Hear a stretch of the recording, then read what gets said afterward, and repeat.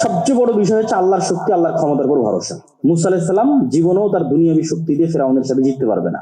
মুহাম্মদ সাল্লাল্লাহু আলাইহি ওয়াসাল্লাম, খোলাফায়ে রাশিদিন, আমর ইবনে আস, খালিদ বিন ওয়ালিদ, এদের ক্ষমতা নাই দুনিয়াবী শক্তি দিয়ে পারস্য রোমান সাম্রাজ্যের বিরুদ্ধে জিতে, কোনোদিন সম্ভব নয়। ইসলাম কোনোদিন দুনিয়াবী শক্তি দিয়ে বিজয় অর্জন সম্ভব নয়। সালাউদ্দিন আইয়ুবীর দুনিয়াবী শক্তি দিয়ে ফিলিস্তিন বিজয় সম্ভব নয়। এটা সব আল্লাহর সাহায্য। তো আল্লাহর সাহায্য পৃথিবীতে নেমে আসবে কিভাবে? যখন ঈমান বিল গায়ব হয়ে যাবে।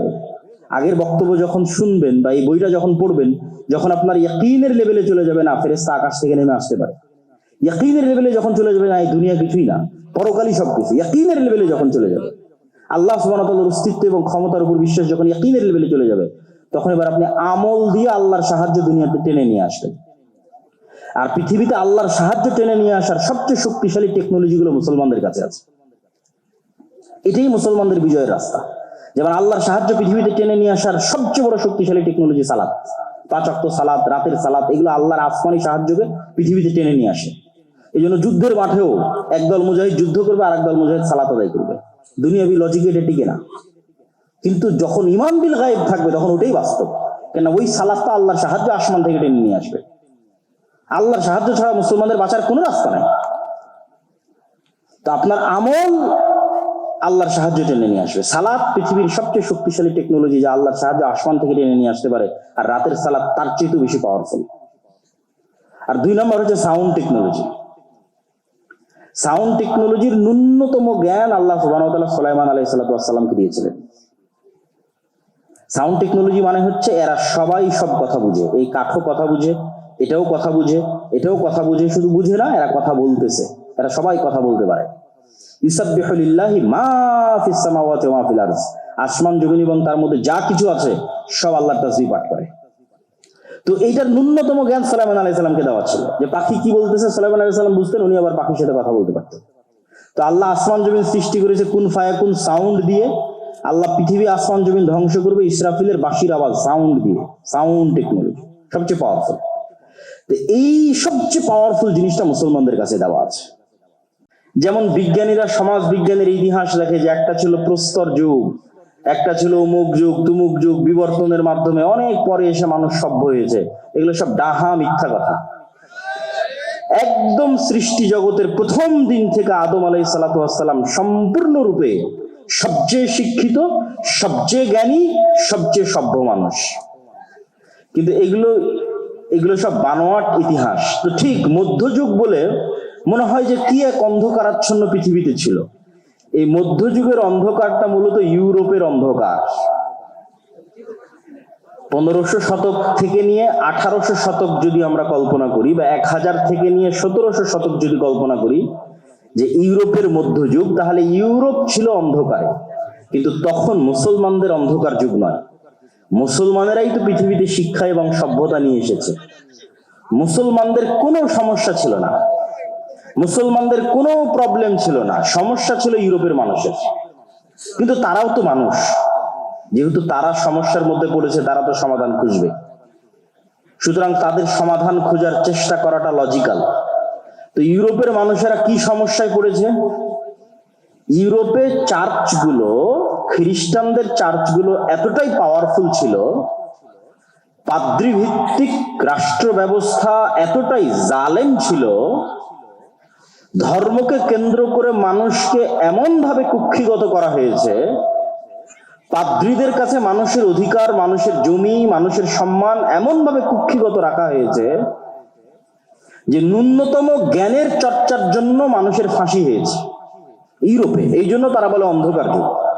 মুসলমানেরা তো জন্ম থেকে জ্ঞান চর্চা করে, ইউরোপেরাও জ্ঞান মুসলমানদের কাছে শিখেছে। যখন লন্ডনের রাজপথে মানুষ কোথায় পায়খানা করবে সেটার জন্য আলাদা জায়গা ছিল না, তখনও স্পেনের রাজধানী কর্ডোবার রাস্তায় লাইট জ্বলতো, লাইব্রেরিতে মানুষ জ্ঞান অর্জন করতো, বড় বড় বিশ্ববিদ্যালয় ছিল। জ্ঞান এবং সভ্যতার সূতিকাগার স্বর্ণযুগ মুসলমানদের, যেটা ইউরোপের মধ্যযুগ এবং অন্ধকার যুগ বলে সমাজ বিজ্ঞানের বই লেখা হয়, ওটা মুসলমানদের স্বর্ণযুগ। কিন্তু যেহেতু এখন সারা বিশ্বে তারাই সবচেয়ে উন্নত, ফলত তাদের ইতিহাসই পড়া হয়। তো মানুষ মনে করে অন্ধকার মধ্যযুগে মনে হয় সারা পৃথিবী অন্ধকারে ছিল, অতএব তাদের যেটা সমস্যার সমাধান, এটা এখন সবার সমস্যার সমাধান। ভাই, মুসলমানদের তো সমস্যাই ছিল না। এখন পর্যন্ত তোমরা সমস্যার সমাধান করতে গিয়ে যত রাস্তা খুঁজেছো, একটা রাস্তা তো সমাধান দিতে পারেনি। তখন তারা চার্চের এই জুলুম থেকে বাঁচতে, অত্যাচার থেকে বাঁচতে, ন্যায়ের উদ্দেশ্যে, মানুষের ন্যায়ের খুব দরকার, ন্যায় যেখানে থাকে না মানুষ সেখানে বসবাস করতে পারে না, প্রচুর প্রয়োজন মানুষের ন্যায়ের। ন্যায়ের উদ্দেশ্যে ফরাসি বিপ্লব হয় 1700 খ্রিস্টাব্দের শেষের দিকে। ফরাসি বিপ্লবের মাধ্যমেই মূলত রাষ্ট্র থেকে ধর্ম আলাদা হয়ে যায় ইউরোপে। মুসলমান দেশগুলোর কথা বলতেছি না, কেননা তখনও মুসলমানদের খেলাফত রানিং, উসমানীয় খেলাফত, মুসলমানদের কোনোই সমস্যা ছিল না।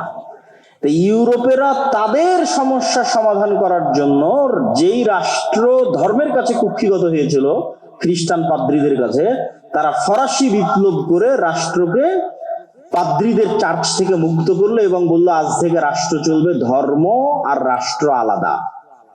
সমস্যা তাদের ছিল, সমাধান তারা খুঁজে বের করেছে, কিন্তু এটাও তাদের সমাধান দিতে পারেনি। এটার মধ্যে দিয়ে আসলো সেকুলারিজম, ধর্মনিরপেক্ষ মতবাদ।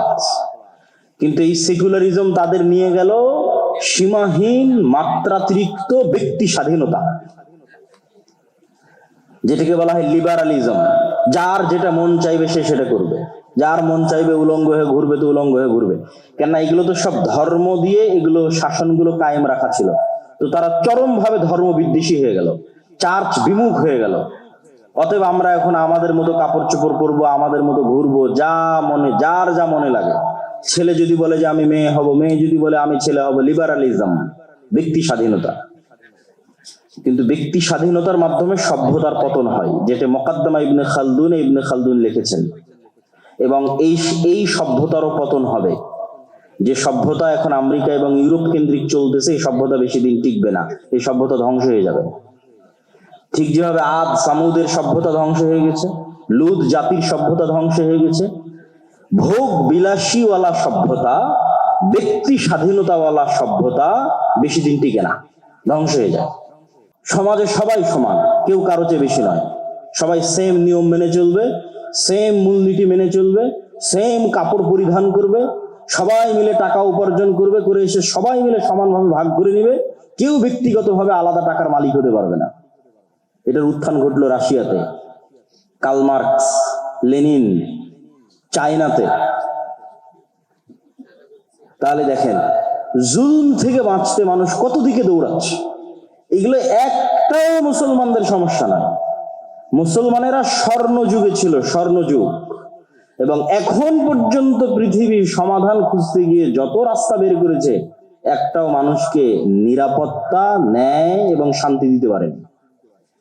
এখন পর্যন্ত দিতে পারেনি, কিয়ামত পর্যন্ত দিতে পারবে না, সম্ভব নয়। তারপরে সমাজতন্ত্রের উত্থান হলো।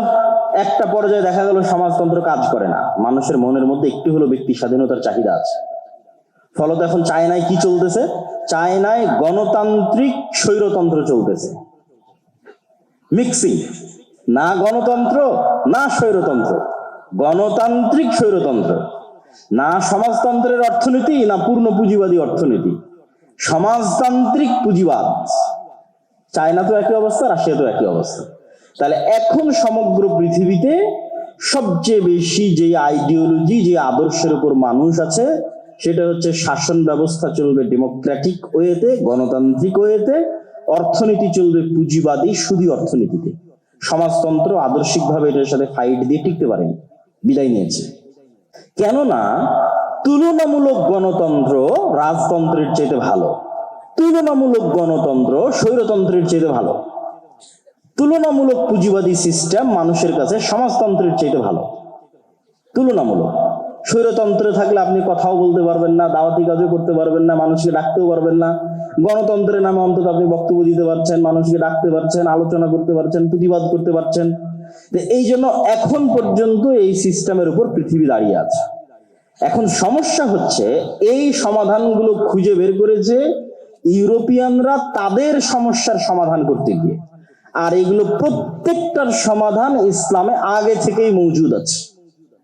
যেমন ইসলামে রাষ্ট্র চলবে না ডেমোক্রেটিক ওয়েতে, ইসলামে অর্থনীতি চলবে সমাজতান্ত্রিক ওয়েতে না পুঁজিবাদী ওয়েতে, ইসলামে রাষ্ট্রের খেলাফাহ সিস্টেম, এটা বর্তমান যে পার্লামেন্টারি সিস্টেম আছে তার চেয়ে শতগুণ উন্নত, স্বৈরতন্ত্র এবং রাজতন্ত্রের চেয়ে শতগুণ উন্নত। সবচেয়ে ব্যালেন্সড হচ্ছে খেলাফা। এখানে যেমন খলিফা আল্লাহর কাছে দায়বদ্ধ, ঠিক তেমনি সে পরিপূর্ণরূপে স্বৈরাচারও তার পক্ষে হওয়া সম্ভব নয়, কেননা শুরার হাতে ক্ষমতা আছে। যেমন বিজ্ঞানীরা সমাজ বিজ্ঞানের ইতিহাস দেখে যে একটা ছিল প্রস্তর যুগ, একটা ছিল অমুক যুগ তুমুক যুগ, বিবর্তনের মাধ্যমে অনেক পরে এসে মানুষ সভ্য হয়েছে। এগুলো সব ডাহা মিথ্যা কথা। একদম সৃষ্টি জগতের প্রথম দিন থেকে আদম আলাইহিস সালাতু ওয়াস সালাম সম্পূর্ণরূপে সবচেয়ে শিক্ষিত, সবচেয়ে জ্ঞানী, সবচেয়ে সভ্য মানুষ। কিন্তু এগুলো সব বানোয়াট ইতিহাস। তো ঠিক মধ্যযুগ বলে মনে হয় যে কি এক অন্ধকারাচ্ছন্ন পৃথিবীতে ছিল। এই মধ্যযুগের অন্ধকারটা মূলত ইউরোপের অন্ধকার। 1500 শতক থেকে নিয়ে 1800 শতক যদি আমরা কল্পনা করি, বা 1000 থেকে নিয়ে 1700 শতক যদি কল্পনা করি যে ইউরোপের মধ্যযুগ, তাহলে ইউরোপ ছিল অন্ধকারে। কিন্তু তখন মুসলমানদের অন্ধকার যুগ নয়। মুসলমানেরাই তো পৃথিবীতে শিক্ষা এবং সভ্যতা নিয়ে এসেছে। মুসলমানদের কোনো সমস্যা ছিল না, মুসলমানদের কোনো প্রবলেম ছিল না, সমস্যা ছিল ইউরোপের মানুষের। কিন্তু তারাও তো মানুষ, যেহেতু তারা সমস্যার মধ্যে পড়েছে, তারা তো সমাধান খুঁজবে। সুতরাং তাদের সমাধান খোঁজার চেষ্টা করাটা লজিক্যাল। তো ইউরোপের মানুষেরা কি সমস্যায় পড়েছে? ইউরোপে চার্চগুলো, খ্রিস্টানদের চার্চগুলো এতটাই পাওয়ারফুল ছিল, পাদ্রীভিত্তিক রাষ্ট্র ব্যবস্থা এতটাই জালেম ছিল, ধর্মকে কেন্দ্র করে মানুষকে এমন ভাবে কুক্ষিগত করা হয়েছে, পাদ্রীদের কাছে মানুষের অধিকার, মানুষের জমি, মানুষের সম্মান এমন ভাবে কুক্ষিগত রাখা হয়েছে যে ন্যূনতম জ্ঞানের চর্চার জন্য মানুষের ফাঁসি হয়েছে ইউরোপে। এই জন্য তারা বলে অন্ধকার যুগ। মুসলমানেরা তো জন্ম থেকে জ্ঞান চর্চা করে, ইউরোপেরাও জ্ঞান মুসলমানদের কাছে শিখেছে। যখন লন্ডনের রাজপথে মানুষ কোথায় পায়খানা করবে সেটার জন্য আলাদা জায়গা ছিল না, তখনও স্পেনের রাজধানী কর্ডোবার রাস্তায় লাইট জ্বলতো, লাইব্রেরিতে মানুষ জ্ঞান অর্জন করতো, বড় বড় বিশ্ববিদ্যালয় ছিল। জ্ঞান এবং সভ্যতার সূতিকাগার স্বর্ণযুগ মুসলমানদের। যেটা ইউরোপের মধ্যযুগ এবং অন্ধকার যুগ বলে সমাজ বিজ্ঞানের বই লেখা হয়, ওটা মুসলমানদের স্বর্ণযুগ। কিন্তু যেহেতু এখন সারা বিশ্বে তারাই সবচেয়ে উন্নত, ফলত তাদের ইতিহাসই পড়া হয়। তো মানুষ মনে করে অন্ধকার মধ্যযুগে মনে হয় সারা পৃথিবী অন্ধকারে ছিল, অতএব তাদের যেটা সমস্যার সমাধান, এটা এখন সবার সমস্যার সমাধান। ভাই, মুসলমানদের তো সমস্যাই ছিল না। এখন পর্যন্ত তোমরা সমস্যার সমাধান করতে গিয়ে যত রাস্তা খুঁজেছো, একটা রাস্তা তো সমাধান দিতে পারেনি। তখন তারা চার্চের এই জুলুম থেকে বাঁচতে, অত্যাচার থেকে বাঁচতে, ন্যায়ের উদ্দেশ্যে, মানুষের ন্যায়ের খুব দরকার। ন্যায় যেখানে থাকে না, মানুষ সেখানে বসবাস করতে পারে না। প্রচুর প্রয়োজন মানুষের ন্যায়ের। ন্যায়ের উদ্দেশ্যে ফরাসি বিপ্লব হয় 1700 খ্রিস্টাব্দের শেষের দিকে। ফরাসি বিপ্লবের মাধ্যমেই মূলত রাষ্ট্র থেকে ধর্ম আলাদা হয়ে যায় ইউরোপে। মুসলমান দেশগুলোর কথা বলতেছি না, কেননা তখনও মুসলমানদের খেলাফত রানিং, উসমানীয় খেলাফত। মুসলমানদের কোনোই সমস্যা ছিল না। তো ইউরোপেরা তাদের সমস্যা সমাধান করার জন্য, যেই রাষ্ট্র ধর্মের কাছে কুক্ষিগত হয়েছিল খ্রিস্টান পাদ্রীদের কাছে, তারা ফরাসি বিপ্লব করে রাষ্ট্রকে পাদ্রীদের চার্চ থেকে মুক্ত করলো এবং বললো আজ থেকে রাষ্ট্র চলবে, ধর্ম আর রাষ্ট্র আলাদা। সমস্যা তাদের ছিল, সমাধান তারা খুঁজে বের করেছে। কিন্তু এটাও তাদের সমাধান দিতে পারেনি। এটার মধ্যে দিয়ে আসলো সেকুলারিজম, ধর্মনিরপেক্ষ মতবাদ। কিন্তু এই সেকুলারিজম তাদের নিয়ে গেল সীমাহীন মাত্রাতিরিক্ত ব্যক্তি স্বাধীনতা, যেটাকে বলা হয় লিবারালিজম। যার যেটা মন চাইবে সে সেটা করবে, যার মন চাইবে উলঙ্গ হয়ে ঘুরবে তো উলঙ্গ হয়ে ঘুরবে। কেননা এগুলো তো সব ধর্ম দিয়ে এগুলো শাসনগুলো কায়েম রাখা ছিল। তো তারা চরম ভাবে ধর্ম বিদ্বেষী হয়ে গেল, চার্চ বিমুখ হয়ে গেল। অতএব আমরা এখন আমাদের মতো কাপড় চোপড় পরবো, আমাদের মতো ঘুরবো, যা মনে, যার যা মনে লাগে। ছেলে যদি বলে যে আমি মেয়ে হব, মেয়ে যদি বলে আমি ছেলে হব, লিবারালিজম, ব্যক্তি স্বাধীনতা। কিন্তু ব্যক্তি স্বাধীনতার মাধ্যমে সভ্যতার পতন হয়, যেটা মুকাদ্দমা ইবনে খালদুন লিখেছেন। এবং এই সভ্যতারও পতন হবে। যে সভ্যতা এখন আমেরিকা এবং ইউরোপ কেন্দ্রিক চলতেছে, এই সভ্যতা বেশি দিন টিকবে না, এই সভ্যতা ধ্বংস হয়ে যাবে। ঠিক যেভাবে আদ সামুদের সভ্যতা ধ্বংস হয়ে গেছে, লুত জাতির সভ্যতা ধ্বংস হয়ে গেছে, ভোগ বিলাসীওয়ালা সভ্যতা, ব্যক্তি স্বাধীনতাওয়ালা সভ্যতা বেশি দিন টিকে না, ধ্বংস হয়ে যায়। তো ধর্মের বিরুদ্ধে গিয়ে সেকুলারিজম, ধর্মনিরপেক্ষ মতবাদ, সেটার মাধ্যমে ব্যক্তি স্বাধীনতা, পুঁজিবাদ, যার যত টাকার মালিক হওয়ার ইচ্ছা সে তত টাকা হবে, যেটা কিছুক্ষণ আগে আমার শ্রদ্ধেয় পিতা শেখ আব্দুর রাজ্জাক বিন ইউসুফ আলোচনা করছিলেন। সুদী অর্থনীতি, এটা পুঁজিবাদী অর্থনীতি। যে যত বেশি পরিমাণে পারে টাকা উপার্জন করে নিবে, আর একজন যদি গরিব থেকে গরিব হয় কোনো সমস্যা নেই। তো যখন এই পুঁজিবাদী অর্থনীতি এবং মাত্রাতিরিক্ত ব্যক্তি স্বাধীনতার চর্চা হলো, তখন আসলো সমাজতন্ত্র। যে না, এইভাবে তো সমাজ চলতে পারে না। একজন মালিক হতে হতে কোটি টাকার মালিক হচ্ছে, আর একজন শ্রমিক হিসেবে তার কাজ করে খেতে খেতে তার দিন চলে না, এভাবে চলতে পারে না। আর ব্যক্তি স্বাধীনতার নামে মানুষ যা ইচ্ছা তাই করতেছে, এভাবে চলতে পারে না, এভাবে সমাজ ধ্বংস হয়ে যাচ্ছে। অতএব সমাজকে বাঁচাতে হলে সমাজে সবাই সমান, এটার নাম সমাজতন্ত্র। সমাজে সবাই সমান, কেউ কারো চেয়ে বেশি নয়, সবাই সেম নিয়ম মেনে চলবে, সেম মূলনীতি মেনে চলবে, সেম কাপড় পরিধান করবে, সবাই মিলে টাকা উপার্জন করবে, করে এসে সবাই মিলে সমানভাবে ভাগ করে নিবে, কেউ ব্যক্তিগতভাবে আলাদা টাকার মালিক হতে পারবে না। এটার উত্থান ঘটলো রাশিয়াতে, কার্ল মার্কস, লেনিন, চায়নাতে। তাহলে দেখেন, জুলুম থেকে বাঁচতে মানুষ কত দিকে দৌড়াচ্ছে। এগুলো একটাও মুসলমানদের সমস্যা নয়। মুসলমানেরা স্বর্ণযুগে ছিল, স্বর্ণযুগ, এবং এখন পর্যন্ত পৃথিবীর সমাধান খুঁজতে গিয়ে যত রাস্তা বের করেছে, একটাও মানুষকে নিরাপত্তা, ন্যায় এবং শান্তি দিতে পারেনি। এখন পর্যন্ত দিতে পারেনি, কিয়ামত পর্যন্ত দিতে পারবে না, সম্ভব নয়। তারপরে সমাজতন্ত্রের উত্থান হলো। একটা পর্যায়ে দেখা গেল সমাজতন্ত্র কাজ করে না, মানুষের মনের মধ্যে একটু হলো ব্যক্তি স্বাধীনতার চাহিদা আছে। ফলত এখন চায়নায় কি চলতেছে? চায়নায় গণতান্ত্রিক স্বৈরতন্ত্র চলতেছে, মিক্সিং, না গণতন্ত্র না স্বৈরতন্ত্র, গণতান্ত্রিক স্বৈরতন্ত্র, না সমাজতন্ত্রের অর্থনীতি না পূর্ণ পুঁজিবাদী অর্থনীতি, সমাজতান্ত্রিক পুঁজিবাদ। চায়না তো একই অবস্থা, রাশিয়া তো একই অবস্থা। তাহলে এখন সমগ্র পৃথিবীতে সবচেয়ে বেশি যে আইডিওলজি, যে আদর্শের উপর মানুষ আছে, সেটা হচ্ছে শাসন ব্যবস্থা চলবে ডেমোক্রেটিক ওয়েতে, গণতান্ত্রিক ওয়েতে, অর্থনীতি চলবে পুঁজিবাদী সুদী অর্থনীতিতে। সমাজতন্ত্র আদর্শিকভাবে এটার সাথে ফাইট দিয়ে টিকতে পারেনি, বিদায় নিয়েছে। কেননা তুলনামূলক গণতন্ত্র রাজতন্ত্রের চাইতে ভালো, তুলনামূলক গণতন্ত্র স্বৈরতন্ত্রের চাইতে ভালো, তুলনামূলক পুঁজিবাদী সিস্টেম মানুষের কাছে সমাজতন্ত্রের চাইতে ভালো। তুলনামূলক স্বৈরতন্ত্রে থাকলে আপনি কথাও বলতে পারবেন না, দাওয়াতি কাজও করতে পারবেন না, মানুষকে ডাকতেও পারবেন না। গণতন্ত্রের নামে অন্তত আপনি বক্তব্য দিতে পারছেন, মানুষকে ডাকতে পারছেন, আলোচনা করতে পারছেন, প্রতিবাদ করতে পারছেন। এই জন্য এখন পর্যন্ত এই সিস্টেমের উপর পৃথিবী দাঁড়িয়ে আছে। এখন সমস্যা হচ্ছে, এই সমাধানগুলো খুঁজে বের করেছে ইউরোপিয়ানরা তাদের সমস্যার সমাধান করতে গিয়ে, আর এগুলো প্রত্যেকটার সমাধান ইসলামে আগে থেকেই মজুদ আছে। যেমন ইসলামে রাষ্ট্র চলবে না ডেমোক্রেটিক ওয়েতে, ইসলামে অর্থনীতি চলবে সমাজতান্ত্রিক ওয়েতে না পুঁজিবাদী ওয়েতে, ইসলামের রাষ্ট্রের খেলাফাহ সিস্টেম, এটা বর্তমান যে পার্লামেন্টারি সিস্টেম আছে তার চেয়ে শতগুণ উন্নত, স্বৈরতন্ত্র এবং রাজতন্ত্রের চেয়ে শতগুণ উন্নত। সবচেয়ে ব্যালেন্সড হচ্ছে খেলাফা। এখানে যেমন খলিফা আল্লাহর কাছে দায়বদ্ধ, ঠিক তেমনি সে পরিপূর্ণরূপে স্বৈরাচারও তার পক্ষে হওয়া সম্ভব নয়, কেননা শুরার হাতে ক্ষমতা আছে।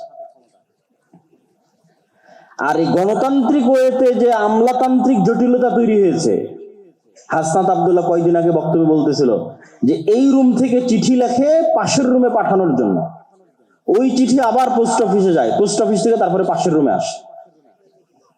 মানে আপনি কোন একটা কাজ করতে যাবেন সচিবালয়ে, তো এই গণতান্ত্রিক সিস্টেম যেইভাবে আমলাতান্ত্রিক জটিলতা তৈরি করে রেখেছে, কোন একটা কাজ 5 বছরের নিচে 10 বছরের নিচে বের করা সম্ভব নয়। কোন একটা মামলা 20 বছরের নিচে 40 বছরের নিচে 50 বছরের নিচে মানুষের সমাধান করা সম্ভব না। তাহলে এই সিস্টেম কি ন্যায় দিতে পারবে? কোশ্চিন কালে এই সিস্টেম ন্যায় দিতে পারবে না। কিন্তু খেলাফা খুব ট্রান্সপারেন্ট, খুব সহজ, দ্রুত মানুষের দরজায় ন্যায় পৌঁছে দেওয়া, এটা যে ইসলামী রাষ্ট্র ব্যবস্থার মূলনীতি। সবচেয়ে মানুষের উপকারী রাষ্ট্রীয় ব্যবস্থা হচ্ছে খেলাফা। আহলুল হাল্লি ওয়াল আকদ, যারা জ্ঞানী গুণী ব্যক্তি, তারা একত্রিত হয়ে বসে নিজেকে বাদ দিয়ে চিন্তা করবে কে নেতৃত্বের যোগ্য। যেমন এখন যে সরকারেরা ক্ষমতায় আছে, এরা যে কোনো রাজনৈতিক সরকারের চাইতে ন্যূনতম হলো ভালো দেশ চালানোর চেষ্টা করবে, অথবা চেষ্টা করেছে। যা পরে যারা আসবে তারাও বুঝবে, আগে যারা চলে গেছে তারাও বুঝবে। কেন? এই কারণে যে এখানে নির্বাচনের পদ্ধতিটা ছিল খেলাফা পদ্ধতিতে। মানুষ নিজেকে বাদ দিয়ে চিন্তা করবে যে কে যোগ্য, তাকে দায়িত্ব দাও। আর যখনই আপনি চিন্তা করবেন যে না আমিই হব, আর একজন বলবে যে না আমিই হব, তখন যে বিভেদ, কাড়াকাড়ি, বিদ্বেষ, হিংসা এবং মারামারি তৈরি হবে, এটা কখনো নেতৃত্বের পদ্ধতি নয়। তো যাক, আমার বক্তব্যের ধারাবাহিকতা একটু সামনের দিকে আগাই। তাহলে রাষ্ট্রের দরকার আছে, যেটা বক্তব্য দিয়ে শুরু করেছি। রাষ্ট্রের সমাধান মুসলমানদের কাছে আগে থেকেই আছে, যে রাষ্ট্র চলবে খেলাফা সিস্টেমে, আর অর্থনীতি চলবে ইসলামী অর্থনীতি, না পুঁজিবাদ না সমাজতন্ত্র। ব্যক্তি টাকা ইনকাম করবে, ব্যক্তি মালিক হবে, কিন্তু জাকাতও দিতে হবে, সমাজের গরিব শ্রেণীকে ওসরও দিতে হবে। ভারসাম্য, সবচেয়ে সুন্দর, সবচেয়ে দামি, সবচেয়ে ব্যালেন্স সিস্টেম। এখন রাষ্ট্র কিভাবে তৈরি করবেন? আধুনিক বিজ্ঞান বলতেছে যে 4টে জিনিসের উপর রাষ্ট্র তৈরি হয়। জনগণ থাকতে হয়, নিজস্ব জমি ভূখণ্ড থাকতে হয়, সরকার থাকতে হয়, সার্বভৌমত্ব থাকতে হয়। আর মুকদ্দমা ইবনে খালদুন লিখতেছেন যে 4টে জিনিসের উপর ভিত্তি করে রাষ্ট্র টিকে থাকে। উনি বেশিরভাগ ইসলামিক হিস্ট্রি পর্যালোচনা করেছেন।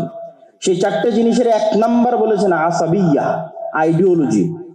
নির্দিষ্ট আদর্শের উপর কট্টর হওয়া, নির্দিষ্ট আদর্শের উপর শক্ত হওয়া, এটা ছাড়া কোনোদিন রাষ্ট্র প্রতিষ্ঠা হয় না। যেমন যারা সমাজতান্ত্রিক রাষ্ট্র প্রতিষ্ঠা করেছে, ওরা সমাজতন্ত্রের আদর্শের উপর খুব কট্টর, খুব শক্ত ছিল।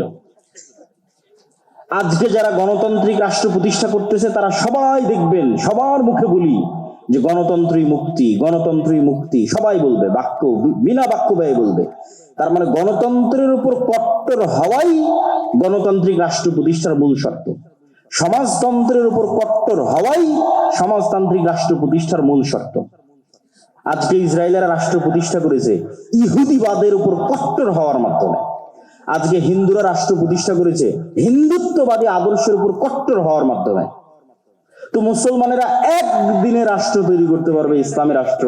শুধু বলতে হবে যে হিন্দুরা যেমন সাহস করে বলতে পেরেছে যে না আমাদের হিন্দুত্ববাদকে আমরা রাষ্ট্রে প্রতিষ্ঠা করব, মুসলমানদেরকে সাহস করে বলতে হবে যে না আমরা কট্টরভাবে ইসলামে বিশ্বাসী এবং রাষ্ট্রে ইসলাম প্রতিষ্ঠা করব। যখন কট্টর ভাবে বলতে পারবেন, সেদিন রাষ্ট্র প্রতিষ্ঠা হয়ে গেছে। আসাবিয়া, খুব শক্ত হতে হবে নিজের দিনের উপর, নিজের ধর্মের উপর। এটাই স্বাধীনতা, এটাই ইসলামী রাষ্ট্র প্রতিষ্ঠার মূল শর্ত।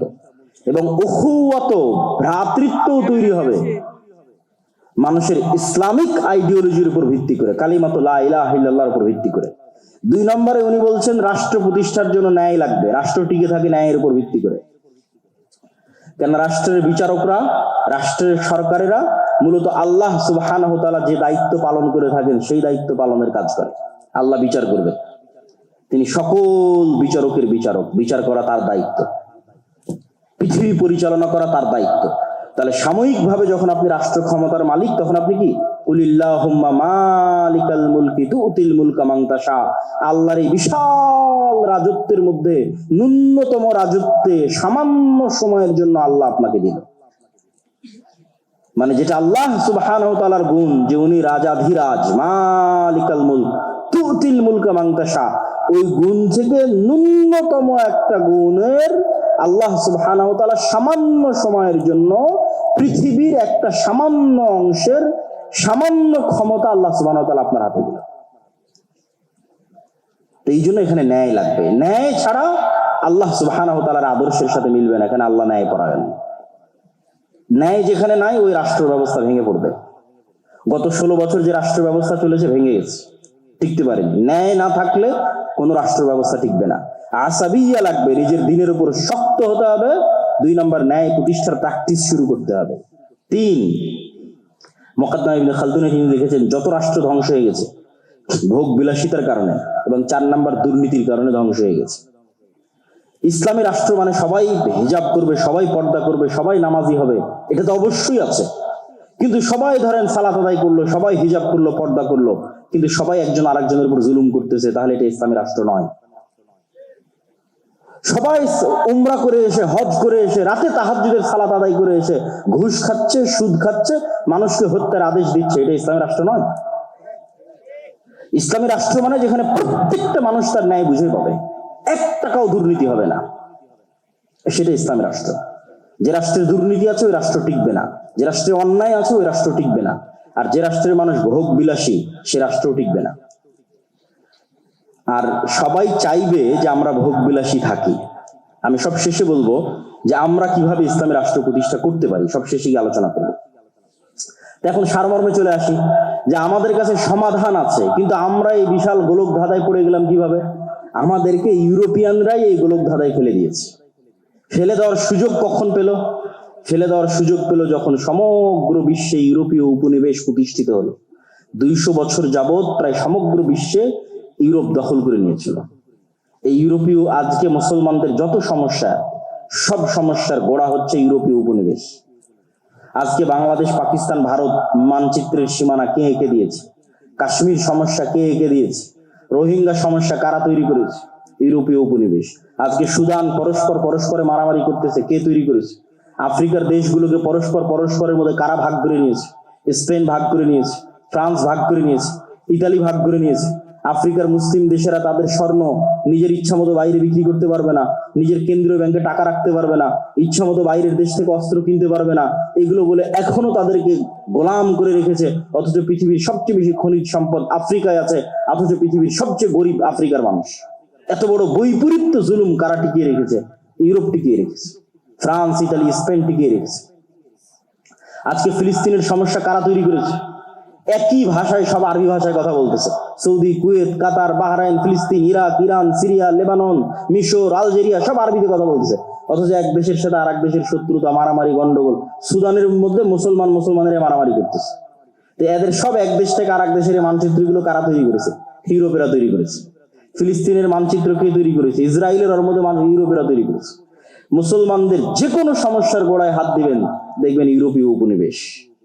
ইউরোপীয় উপনিবেশের গোলামির চিহ্ন এখনো মুসলমানেরা বহন করে বেড়াচ্ছে। তো তখনই তারা আমাদের এই রাষ্ট্র কাঠামোটাকে এমন অবস্থায় দাঁড় করিয়ে গেছে যেন এখানে ইসলামী রাষ্ট্র কাঠামো আর প্রতিষ্ঠিত করা সম্ভব না হয়।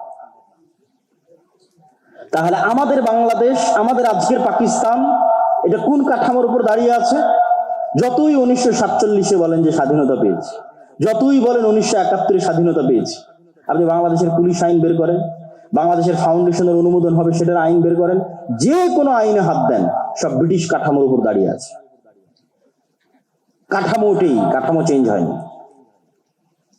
তাহলে ডেমোক্রেটিক সিস্টেম, সেকুলার সিস্টেম, এগুলো ইউরোপেরা তাদের সমস্যার সমাধান করার জন্য আবিষ্কার করেছে। তারপরে মুসলমান দেশগুলোকে যখন তারা দখল করে নিয়েছে, তখন এই জিনিসগুলোই তারা মুসলমানদের উপর চাপিয়ে দিয়েছে। নাও এটাই তোমাদের সমস্যার সমাধান, তোমরাও অন্ধকার যুগে ছিলা। আরে মুসলমানরা তো কোনোদিন অন্ধকার যুগে ছিলই না। মুসলমানদের ইতিহাসে কখনো খেলাফতি নিজামে এত জুলম, এত অত্যাচার, এত হত্যা কখনোই হয়নি। গত 100 বছরে খেলাফতবিহীন অবস্থায় যত অত্যাচার, যত জুলুম, যত হত্যা হয়েছে। সম্মানিত উপস্থিতি, তাহলে আমাদের বুঝতে হবে যে ইসলামের রাজনীতি আছে, ইসলামের রাষ্ট্র ব্যবস্থা আছে। আবার গণতন্ত্রই যে একমাত্র মুক্তি, এটাও চরম ভুল। আবার আমি রাজনীতিও করব না, এটাও চরম ভুল। আপনাকে বুঝতে হবে যে ইসলামের রাজনীতি কোনটা, ইসলামের রাষ্ট্র ব্যবস্থা কোনটা, এবং কিভাবে প্রতিষ্ঠিত করা সম্ভব। এবার বাস্তব উদাহরণে আসি, একদম প্র্যাকটিক্যাল উদাহরণে আসি।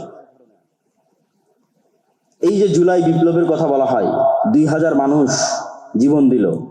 এই 2000 লাশের বিনিময়ে এখন পর্যন্ত শিরকি জাতীয় সঙ্গীতের জায়গাতেই আছে। কি হয়েছে? কিছু হয়নি। 1972 সালে হুবহু ভারতের সংবিধানকে কপি করে যে সংবিধান তৈরি করা হয়েছে, ওই সংবিধানের জায়গাতেই আছে। আর কত উদাহরণ নেবেন? তাহলে কোনো চেঞ্জ নাই। তাহলে কেন এটা রাখা হলো? এটাই আমি বলি যে এটা হচ্ছে প্রিম্যাচিউর ডেলিভারি। মানে বাচ্চা হওয়ার সময় হওয়ার আগেই যদি বাচ্চা হয়ে যায় তাহলে এরকমই হয়। কেননা প্রকৃত ইসলামের উত্থান তখনই সম্ভব যখন আগের কাঠামো পরিপূর্ণ ধ্বংস হয়ে যাবে। তখন আগের কাঠামো বজায় রেখে পূর্ণাঙ্গ ইসলাম প্রতিষ্ঠা সম্ভব নয়। আগের কাঠামো পরিপূর্ণরূপে ধ্বংস হয়ে যাবে, ওখান থেকে পূর্ণাঙ্গ ইসলামী খেলাফতের উত্থান হবে। তো এই জন্য আমেরিকা খুব ভালোভাবে জানে যে আজকে যদি প্রধানমন্ত্রী পদত্যাগ না করে, আজকে যদি আর্মি জনগণের বুকে গুলি চালায়, তাহলে কালকে বাংলাদেশের মানুষের ওই সময় যে রাগ ছিল মাথায়, তো বাংলাদেশের মানুষ রাতের অন্ধকারে অস্ত্র হাতে উঠিয়ে নিত। যখন বাংলাদেশের মানুষ অস্ত্র হাতে উঠিয়ে নিত, সিরিয়ার মতো পরিবেশ তৈরি হয়ে যেত। সিরিয়ার বাশার আল আসাদের বাহিনী নিজ জনগণের বুকে গুলি চালাচ্ছে, বাংলাদেশ আর্মিও তার জনগণের বুকে গুলি চালাতো। বাংলাদেশের মানুষ অস্ত্র উঠিয়ে নিত, ইন্ডিয়ান আর্মিও বাংলাদেশে ঢুকে যেত। 15-20 বছর যুদ্ধ চলতো, আগের কাঠামো পরিপূর্ণরূপে ধ্বংস হয়ে যেত। আগের কাঠামো পরিপূর্ণরূপে ধ্বংস হওয়ার পর পূর্ণাঙ্গ ইসলামী খেলাফতের উত্থান হতো। কিন্তু এতে অনেক রক্ত, অনেক শ্রম, অনেক পরিশ্রম যেত। কিন্তু আমেরিকা এটা খুব ভালোভাবে জানে যে এখন যদি আর্মি অস্ত্র উঠাই তাহলে এই কাঠামো শেষ। যে গণতান্ত্রিক কাঠামো আছে, ব্রিটিশদের যে কাঠামো আছে, এটার কবর রচনা হয়ে যাবে। অতএব যার উপর রাগ উঠেছে সে পদত্যাগ করুক, মানুষ ঠান্ডা হয়ে যাক, কিন্তু কাঠামো বেঁচে যাক। বুঝেননি মনে হয়? তাহলে সব মানুষের রাগ উঠে গেছে, বাঙালি যেহেতু হুজুগে বাঙালি, যেই মানুষের উপর রাগ উঠে গেছে, বাবা তুমি এখন সরে যাও, সরে গেল, মানুষ সব ঠান্ডা হয়ে গেল, কাঠামো যে কার সেই থাকে, কোনো পরিবর্তন নাই। এই হলো অবস্থা, সম্মানিত উপস্থিতি। এবং এইভাবেই খেলা হয়। যেহেতু আজকের আধুনিক বিশ্বের মূল ক্ষমতার চাবিকাঠি তাদের হাতে, সুতরাং তারা এইভাবেই খেলে। তাদের কাঠামো তাদের টিকিয়ে রাখতে হবে, কেন কাঠামো ভেঙে পড়লে সেখান থেকে ইসলামের উত্থান হবে। এটা খুব ভয়ঙ্কর জিনিস, এটা তারাও খুব ভালোভাবে জানে, তাদের জন্য এটা খুবই ভয়ঙ্কর। এখন আসি যে আমরা আসলে যদি ইসলামী রাষ্ট্র প্রতিষ্ঠা করতে চাই, আমরা এখন এই কাঠামোর মধ্যে থেকে কিভাবে চেষ্টা করব? আমি যারা গণতান্ত্রিক রাজনীতি করতেছে, গণতান্ত্রিক ভাবে মুসলমানদের অধিকার আদায়ের চেষ্টা করতেছে, আমি কোনো সময় গত 2 বছরে তাদেরকে আঘাত দিয়ে হিট করে কথা বলা, আমি ওই পর্যায়ে যেতে চাই না। আমি সবসময় যৌক্তিক প্রশ্ন তুলে ধরতে চাই, যাতে মানুষ চিন্তা করার সুযোগ পায় যে আমি যেটা করতেছি এটাই কি একমাত্র রাস্তা, না আসলে আর কোনো রাস্তা ছিল। কেন নিয়ত তো সবার ঠিক, সবাই তো বলতেছে আমরা রাষ্ট্র ক্ষমতা ইসলাম দেখতে চাই। তো সবাই যদি রাষ্ট্র ক্ষমতা ইসলাম দেখতে চায়, তাহলে কিভাবে সম্ভব? আমার ছোট্ট জ্ঞান, আমি যতটুকু বুঝি, আমার ধারণা, আমার চিন্তা চেতনা ভুল হতে পারে। আমি মনে করি 1 নাম্বার, ঈমান বিল গায়বের উপর যদি সর্বোচ্চ লেভেলের ইয়াকিন না থাকে, আজকে যদি বাংলাদেশের সকল মানুষ আমাকেও ভোট দেয়, আমি বাংলাদেশের ক্ষমতায় গিয়ে ইসলাম প্রতিষ্ঠা করতে পারবো না।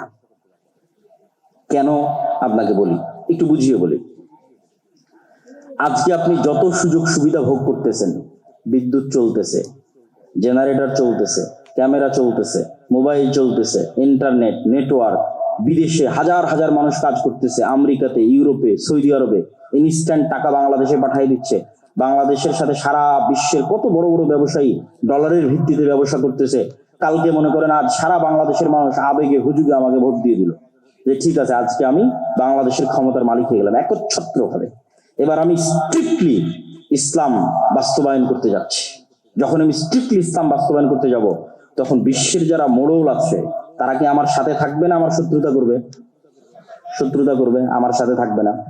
তাহলে বিশ্বের মোড়লরা যখন আমার সাথে শত্রুতা করবে, আমি আপনাকে বিদ্যুৎও দিতে পারবো না, আপনার বাড়িতে এসি চলবে না, আপনার বাড়িতে ফ্যানও চলবে না, তারপর আপনি বহির্বিশ্বের সাথে ব্যবসা করতেছেন সেটাও চলবে না, খুব ভোগবিলাসী জীবন যাপন করছেন সেটাও চলবে না, আইফোন ইউজ করতে পারবেন না, তারপর হয়তো অ্যান্ড্রয়েড ফোন ইউজ করতে পারবেন না। যত রকমের বাধা তৈরি হতে পারে, সংকুচিত হয়ে যেতে পারে আপনার রিজিকের রাস্তা, আপনার আরাম আয়েশের রাস্তা, ভোগ বিলাসের রাস্তা, যতভাবে আমেরিকা পাবন্দি দিয়ে, মানে এই রাষ্ট্রের উপর পাবন্দি চাপিয়ে যতভাবে আপনাকে সংকুচিত করবে, তখন আপনার বাঁচবেন কিভাবে? বাঁচার রাস্তা কি? যদি আপনার আগে থেকে ঈমান থাকতো, ঈমান বিল গায়ব যদি ইয়াকিনের লেভেলে থাকতো, ঈমান বিল গায়বের একটা হচ্ছে আখিরা, পরকাল, যে এই দুনিয়া কিছুই না, এই দুনিয়াতে মরি বাঁচি এটা কিছুই না, পরকালের সফলতা সবকিছু, এটা মুখের কথা না। যদি ইয়াকিনের লেভেলে থাকতো, আল্লাহ সাহায্য করতে পারে, আল্লাহ সাহায্য করবে, ফেরেশতারা আছে, ফেরেশতাদের মাধ্যমে আল্লাহ সুবহানাহু ওয়া তাআলা সাহায্য পাঠাবে। এই ঈমান যদি ইয়াকিনের লেভেলে থাকতো তাহলে আপনি ধৈর্য ধারণ করতেন, সাথ দিতেন। কিন্তু যেহেতু আপনার ঈমান বিল গায়ব ইয়াকিনের স্তরে নাই, পরের দিন আপনি আমার বিরুদ্ধে রাস্তায় নামবেন। এই বিদ্যুৎ নাই, কারেন্ট নাই, কিছু নাই, কিসের সরকার, ভাগাও, কিসের ইসলাম? কেন আপনি তো যেই লেভেলে আছেন ওই লেভেল থেকে ধাপ করে নিচে নামতে পারবেন না। আফগানিস্তান ওরা টিকে গেছে কেন? পরিপূর্ণ ধ্বংস হয়ে গেছে, মানুষের চাহিদাই নাই। এদেশে ইসলাম প্রতিষ্ঠা এবং পরিচালিত করতে পারবো না, কম্প্রোমাইজ করতে হবে। কেন? মানুষের ঈমান নাই, ঈমান নষ্ট হয়ে গেছে। এই জন্য আল্লাহর পথে যাত্রা এই বইটা পড়তে হবে। এটা কিন্তু আমার অনুভূতি থেকে লেখা, যে জুলাই পরবর্তী যখন সব ঘরানার আলেম ওলামা দল সংগঠন ইসলামী সবার সাথে যখন উঠা বসা করার সুযোগ হলো, তখন আমি নিজে রিয়েলাইজ করলাম যে ঈমান বিল গায়বে মুসলমানদের বিশ্বাস নেই। এমনি মুসলমানেরা মুখে বলে আল্লাহর উপর বিশ্বাস, ফেরেশতার উপর বিশ্বাস, পরকালের উপর বিশ্বাস, বাস্তবে নাই।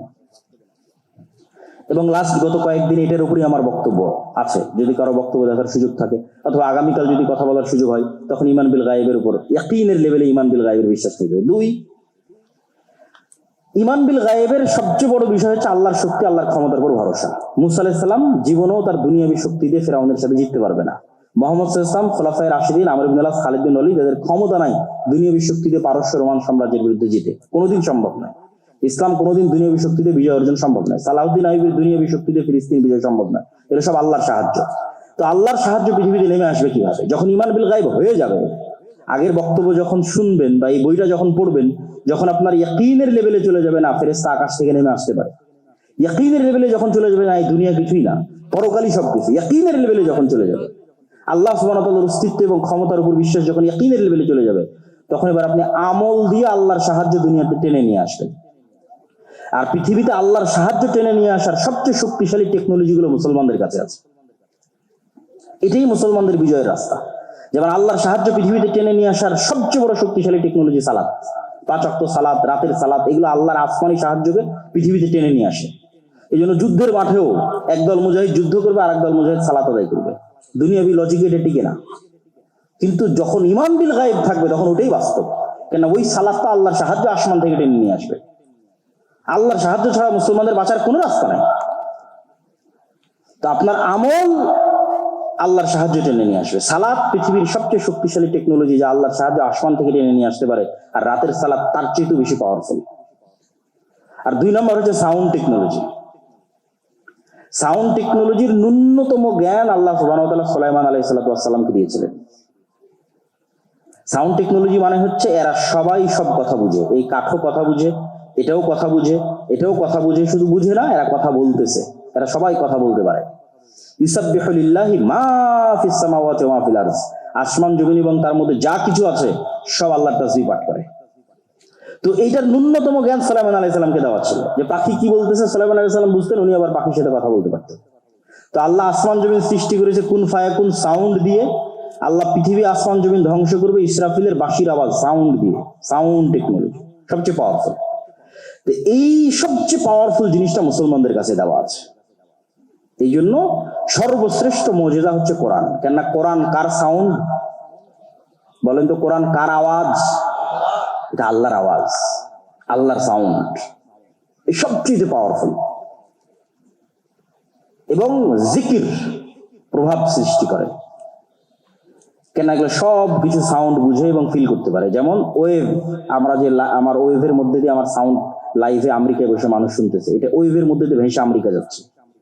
ওই ইসরায়েল তার ওয়েভ অন করে দিয়ে মোবাইলের বিস্ফোরণ ঘটাচ্ছে, ইরানের বিজ্ঞানীদের রুমের মধ্যে বিস্ফোরণ হয়ে যাচ্ছে। কেন? ওই ওয়েভটা মোবাইল রিসিভ করতেছে। তো মোবাইল যেমন ওয়েভ রিসিভ করে, এই মোবাইল সাউন্ডও বুঝে। এই জন্য জিকির সবচেয়ে পাওয়ারফুল, কোরআন সবচেয়ে পাওয়ারফুল। এই জন্য কিয়ামতের পূর্ব মুহূর্তে মুসলমানদের তাকবীর ধ্বনিতে শহর বিজয় হয়ে যাবে। তাহলে মুসলমানেরা যখন আমলের মাধ্যমে আল্লাহর সাহায্যকে আসমান থেকে টেনে নিয়ে আসবে আর ঈমান বিল গায়ব ইয়াকিনের লেভেলে চলে যাবে, 3 নাম্বার প্রকৃত নেতৃত্বের বিকাশ লাগবে। সবই করলাম, ঈমান আছে, আমল করলাম, কিন্তু প্রকৃত নেতৃত্বের বিকাশ হলো না। বানু ইসরাইলদের মধ্যে প্রকৃত নেতৃত্বের বিকাশ হয়নি। মুসলমানদের ইউরোপীয় উপনিবেশের 200 বছর শাসনের কারণে মুসলমানদের নেতৃত্বের চরিত্র ধ্বংস হয়ে গেছে। নাই, কোন মুসলমানের মধ্যে ইল্লা মান রাহিমা রাব্বি নেতৃত্বের চরিত্র নাই। সব মুসলমান নামাজ পড়তেছে, জাকাত দিচ্ছে, রোজা রাখতেছে, মুখে ঈমানের কথা বলতেছে, কিন্তু সবাই মুনাফিক। লাম ইয়াদখুলুল ঈমান ফি কুলুবিহিম, কলবে ঈমান ঢোকেনি। ইজা, যখনই কথা বলে মিথ্যা বলে। ওই যে ওয়াদা আখলাফা, ওয়াদা করলে ভঙ্গ করে। ওই যে তুমি না খানা, দায়িত্ব দিলে আমানতের খেয়ানত করে। এই স্বভাবগুলো কোথায় থেকে পেয়েছে? এগুলো বানু ইসরায়েলের স্বভাব। ইউরোপীয় উপনিবেশে গোলামির মাধ্যমে স্বভাবগুলো অর্জন করেছে। আর বানু ইসরায়েলেরা ফেরাউনের গোলামি করে স্বভাব অর্জন করেছে। মুসা আলাইহিস সালামও যদি বানু ইসরায়েলদের সাথে বড় হতো, মুসা আলাইহিস সালাম এরকম হয়ে যেত। এই জন্য আল্লাহ মুসা আলাইহিস সালামকে ন্যায় পরায়ণতা, সত্যবাদিতা, আমানতদারিতার নেতৃত্বের মৌলিক গুণের উপর বড় করার জন্য ফেরাউনের বাড়িতে বড় করেছে। কেন? ফেরাউনের বাড়িতে রিজিকের সংকট ছিল না, মারামারি ছিল না, কাটাকাটি ছিল না, হিংসা ছিল না, বিদ্বেষ ছিল না। প্রিন্স যেভাবে বড় হয় সেভাবে বড় হবে।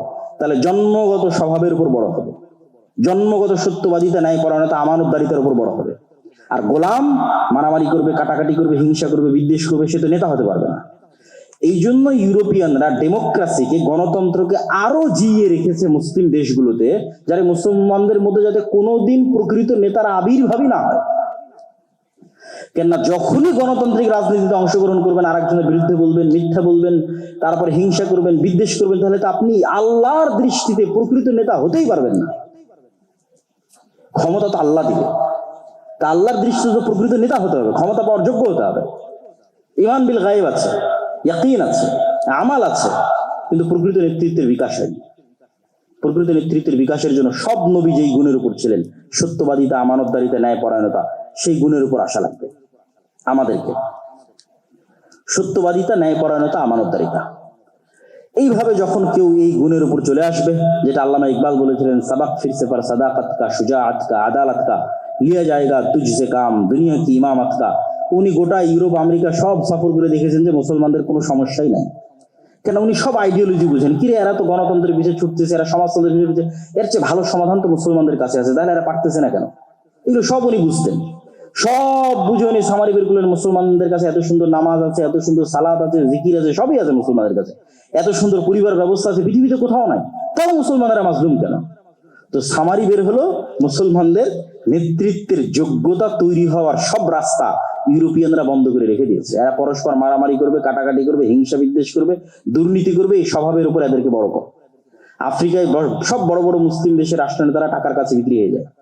বাংলাদেশের নেতারাও দেখবেন যে টাকার কাছে, ক্ষমতার কাছে বিক্রি হয়ে যায়। পাকিস্তানের নেতারা বিক্রি হয়ে যায় কেন? কারো সত্যবাদিতা, ন্যায় পরায়ণতা, আমানতদারিতা নাই।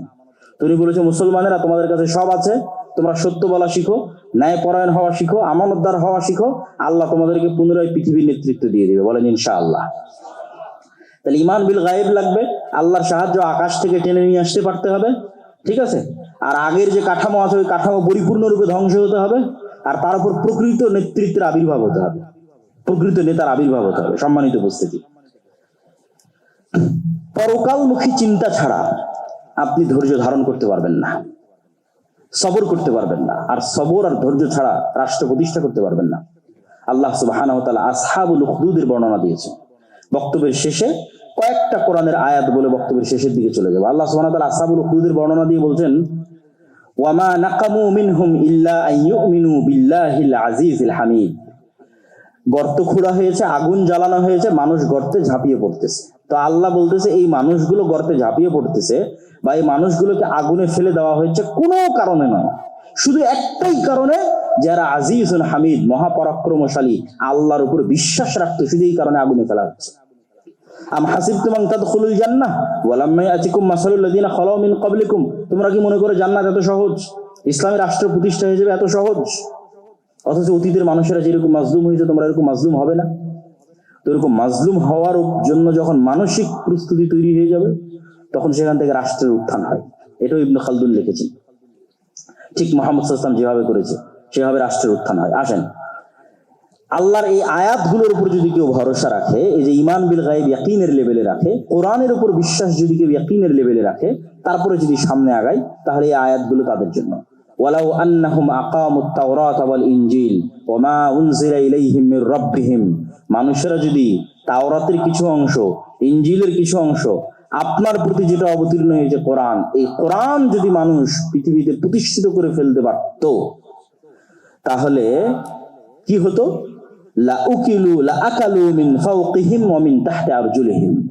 তাহলে তারা আসমান থেকে ওদের রিজিকের ব্যবস্থা করা হতো, মাটির নিচ থেকে ওদের রিজিকের ব্যবস্থা করা হতো। বলেন আল্লাহু আকবার।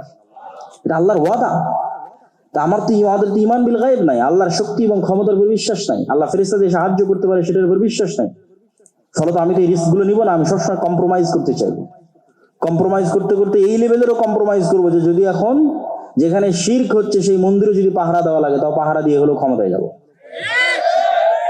কেননা ঈমান বিল গায়ব নাই। সম্মানিত উপস্থিতি, আল্লাহ সুবহানাহু ওয়া তাআলা বলছেন, ওয়ালাউ আন্না আহলাল কুরা আমানু ওয়াত্তাকাউ লাফাতাহনা আলাইহিম বারাকাতিম মিনাস সামাই ওয়াল আরজ। যদি কোন একটা এলাকার মানুষ ঈমান আনে, আল্লাহকে ভয় করে, তাহলে আসমান এবং জমিনের সকল বরকতের দরজা ওদের জন্য উন্মুক্ত করে দেওয়া হবে। বলেন আল্লাহু আকবার। আল্লাহ সুবহানাহু ওয়া তাআলা বলছেন, ওয়া'আদাল্লাহু আল্লাযীনা আমানু মিনকুম, তোমাদের মধ্যে যারা ঈমান এনেছে, ওয়া আমিলুস সালিহাত, তোমাদের মধ্যে যারা সৎ আমল করে। ঈমান সৎ আমল, ঈমান থাকবে ইয়াকিনের লেভেলে, সৎ আমল দিয়ে আসমান থেকে সাহায্য নেমে আসবে।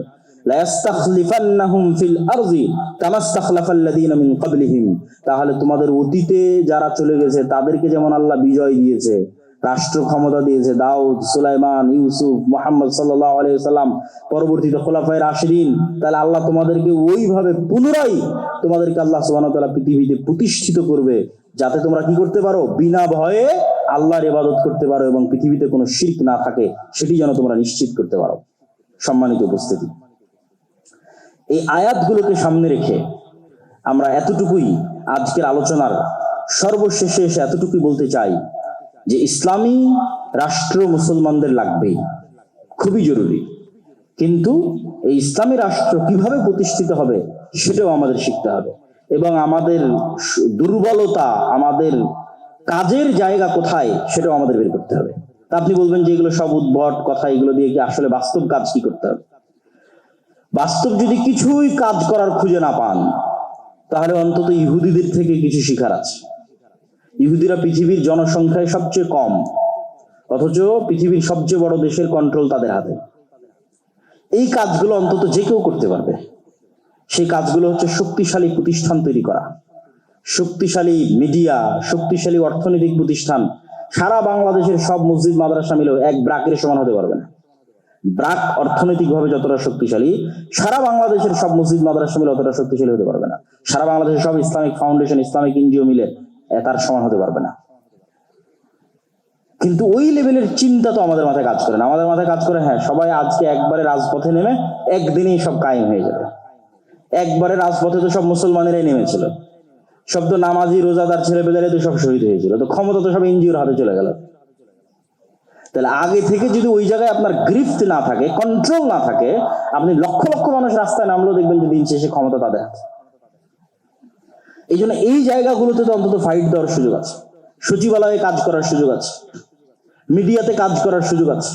বাংলাদেশের মিডিয়া কাদের কন্ট্রোলে? দেখেন, খুঁজে দেখেন কাদের কন্ট্রোলে। তো এই জন্য আমি বলি যে শক্তিশালী শিক্ষা প্রতিষ্ঠান লাগবে, শক্তিশালী মিডিয়া লাগবে, শক্তিশালী অর্থনৈতিক প্রতিষ্ঠান লাগবে, আমর বিল মারুফ আর নাহি আনিল মুনকারের পরিশ্রম লাগবে, ন্যায় প্রতিষ্ঠার আন্দোলন লাগবে। আর আগে যেগুলো বলেছি সেগুলো তো পূর্ব শর্ত, ওগুলো ছাড়া এগুলো করলেও কোনো লাভ নাই।